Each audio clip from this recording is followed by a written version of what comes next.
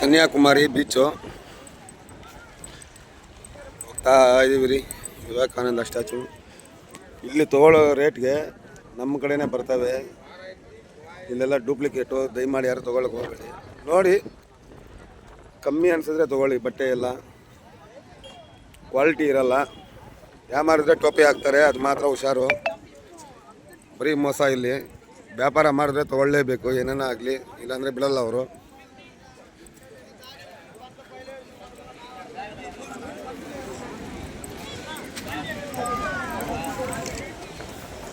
ನೋಡಿ ಬೋಟ್ ಹೋಗ್ತಾ ಇದೆ ಸ್ವಾಮಿ ವಿವೇಕಾನಂದ ಸ್ಟ್ಯಾಚು ಹತ್ರಕ್ಕೆ.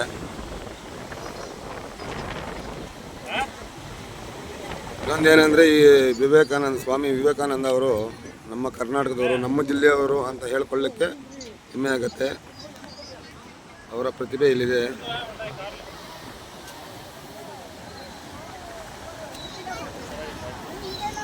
ಅಂದರೆ ಇಲ್ಲಿ ಕಳ್ಳರು ಜಾಸ್ತಿ ಇರ್ತಾರೆ, ನಮ್ಮ ಥರನೇ ಇರ್ತಾರೆ, ಮಾಮೂಲಿ ಥರನೇ ಕಳ್ಳರು ಜಾಸ್ತಿ. ಹುಷಾರಾಗಿರ್ಬೇಕು ಸ್ವಾಮಿಗಳು.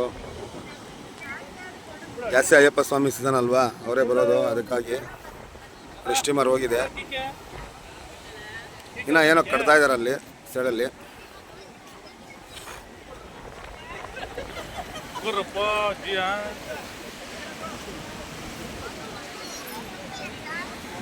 ನಮ್ಮ ದೇಶದ ಕೊನೆ ಭೂಮಿ ಇದು ಕನ್ಯಾಕುಮಾರಿ ಲಾಸ್ಟ್. ಏನೇನೋ ಕನ್ಸ್ಟ್ರಕ್ಷನಲ್ಲಿದೆ, ಏನೋ ರೆಡಿ ಮಾಡ್ತಾ ಇದ್ದಾರೆ.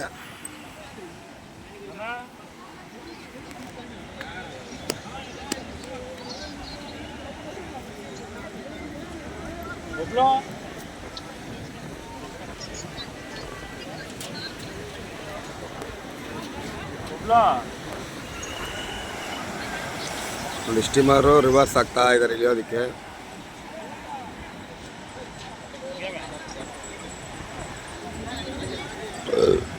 ₹100 ಸ್ಟೀಮರ್ಗೆ, ಇದು ಬೋಟಲ್ಲಿ ಹೋಗೋದು.